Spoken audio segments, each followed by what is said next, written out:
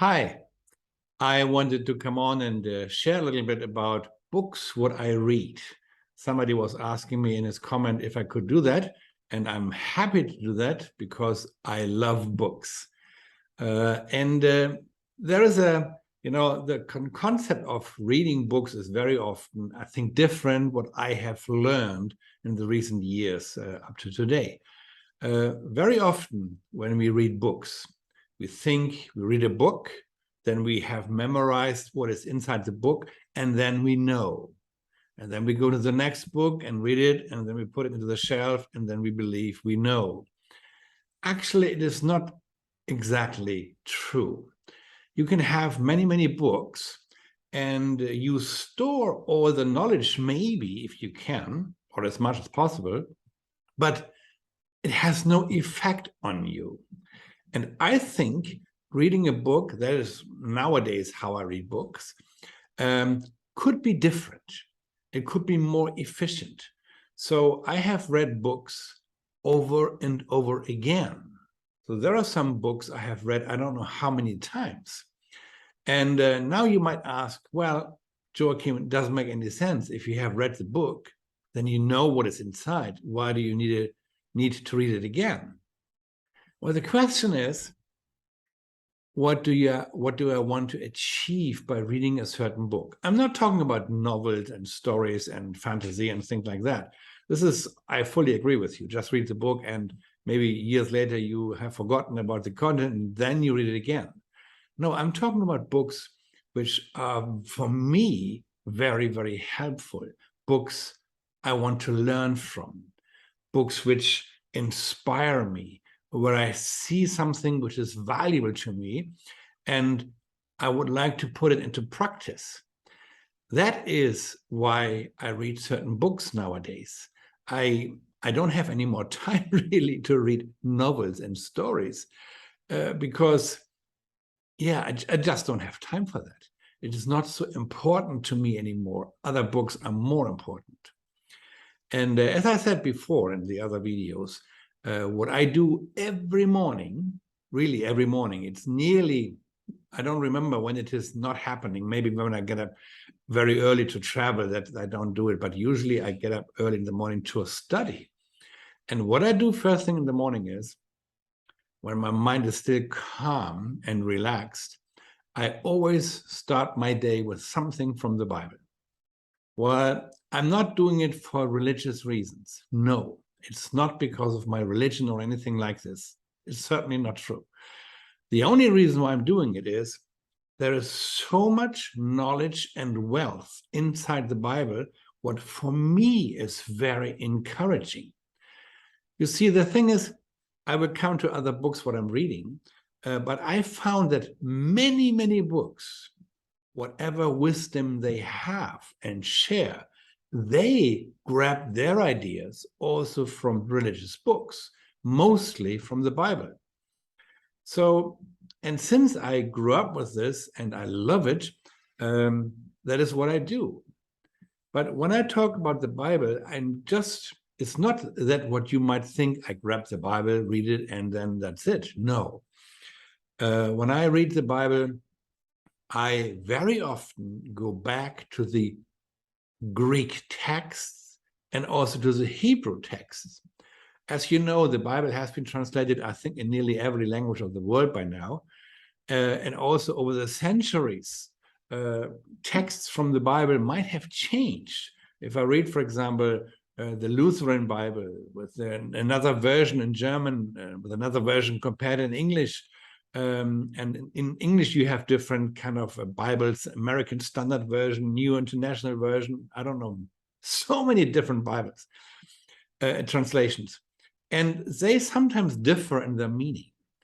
And that is for me very important to see what was the Greek text saying or the old Hebrew text saying. I am very aware of the fact that when I read the Bible, it was written by man. Yes, Bible was written by man. We believe, many people believe, I also believe, it was inspired by God, but it was written by man. And because human beings are not 100% perfect, we cannot. We have so many wrong thinking and so many, let me put it like virus code inside our way of thinking that is, everything is a little bit distorted sometimes.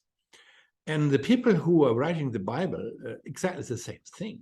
We have all the books of wisdom and Psalms, many of them written by a person called David. He was the second king in Israel. He was a murderer. He was an adulterer. So he was by far not perfect. So how can a person who is, coming from this background can write something which is absolutely perfect? It's not possible. When we think about Moses, the beginning of the Bible, the first books of the Bible, Genesis and Exodus and all these books, people believe these were written by Moses. Well, maybe they were written by Moses, some of that maybe, but Moses was a murderer. Again, he was by far not perfect.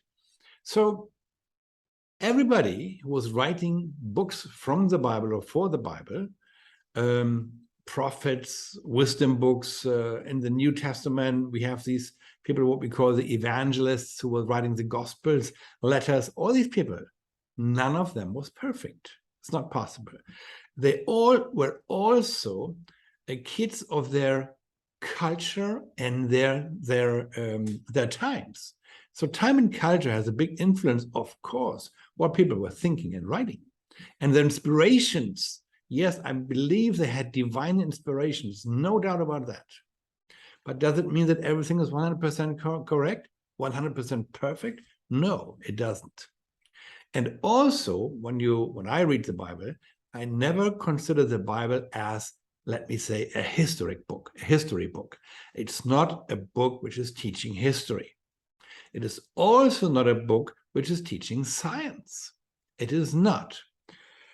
When I see theology and science, which seem to contradict each other sometimes and who are completely against each other sometimes, I think the reason why we think that way is we don't understand both. When we think about religion, when we think about God, not religion, God, and worldwide theology, what theology means, theology, the teaching about God, what we understand about God, so we have to be very open about it. And science, we think about actually the law of cause and effect. Yes, the law of cause and effect. So when I read the Bible, I consider myself dealing with the cause. What caused something? When I'm dealing with science, what is the effect of that cause? So, and that is so interesting. Suddenly I can see how everything fits together. And also really important is, when I read, I do not switch off my mind. I'm an intelligent person, maybe average intelligence, that's normal, that's fine, but I have a mind. I have intelligence, I can think. So if I think something is not really in agreement with each other, I am happy not to accept it. So there are things in the Bible where I think it's just wrong. It is not true. It cannot be true because otherwise it will contradict itself. So I will not accept certain things. Same with books. So what I like to read, what kind of Bible I like to read, is the old King James Version. I think it's the oldest version which exists. It's an Old English version. And the way how I found out so far, it is quite accurate translation as far as we can say that. But then other books, what I love to read is, foremost of all is this book here, Think and Grow Rich. It is a book written by Napoleon Hill. You can Google Napoleon Hill and find out about him. Napoleon Hill is the guy who was interviewing the 500 richest and most successful people in this world around the turn of the century, from the 19th to the 20th century. And eventually he came out with this book, Think and Grow Rich, which is very, very popular, and which is the basis of many, many business schools, many business books, which were written later on. And unfortunately, it was not very common here in Germany. When I was younger, I never heard about this, unfortunately. But that book is really interesting. And when I see the content of that book, he refers to many things from the Bible, takes it into a different content, and then was writing about different subjects with different subjects about this content. Think and Grow Rich. And when Napoleon Hill talks about rich, it's not necessarily money. You know, people are rich in terms of relationship. People are rich in terms of well-being and the way how their lives works. And also, yes, wealth and things like that in terms of business. But that is really a very good book. I get a lot of inspiration from that book. Another very interesting book is this one, Cybernetics, from psychologist Dr. Maxwell Maltz. And this is an old book. I think it was published the first time in 1960, which was very revolutionary because this guy understood how the mind works. You see, up to then, people knew very much about the organs and the body and how everything works. But if you want to work with the mind, especially if you work with people who have a broken mind or some mental problems, then it is, it's easier to understand how the mind works. And he came up with some very, very interesting research results, and which helps me and many people today how to use the mind to achieve what people want. So that is why I love this book as well. And then there is a book which was not easy for me to understand and still is not easy to understand. It was written by a guy called Neville Goddard. Neville Goddard, usually he is just being quoted with Neville, The Power of Awareness.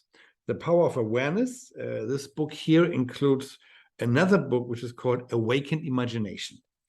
Well, Neville Goddard was a thinker. And this book really has changed a lot of my way of thinking, especially about believing in God.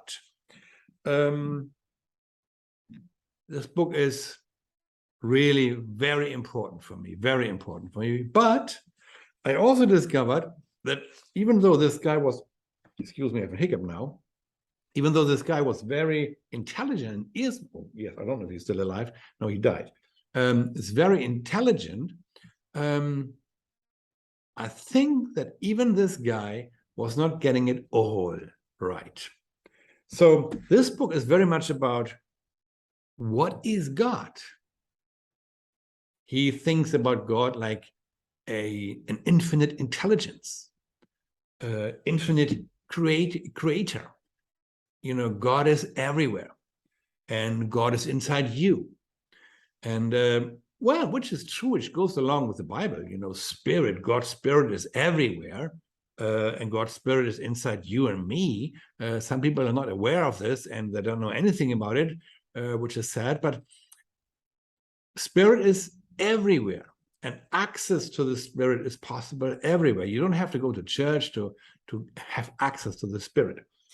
Anyway, one thing what I don't agree with is Neville Goddard says and believes that God exists only in our mind, only within us. It's an imagination, production of our own mind.